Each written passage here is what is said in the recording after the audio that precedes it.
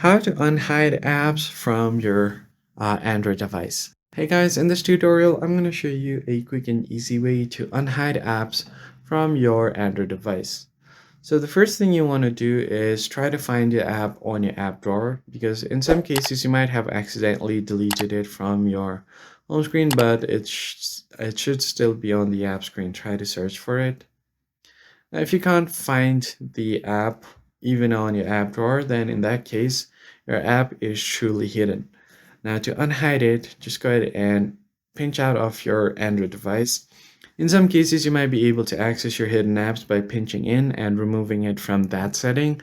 But in my case, I have to go to home screen settings first, scroll down here, and then find hide apps on home screen and app screen.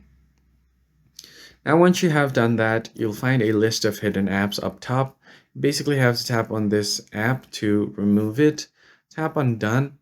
Now, if I go back here, I'm able to find the application here on my home screen and even on my app drawer. I'm able to bring it over to my home screen and you should be good to go.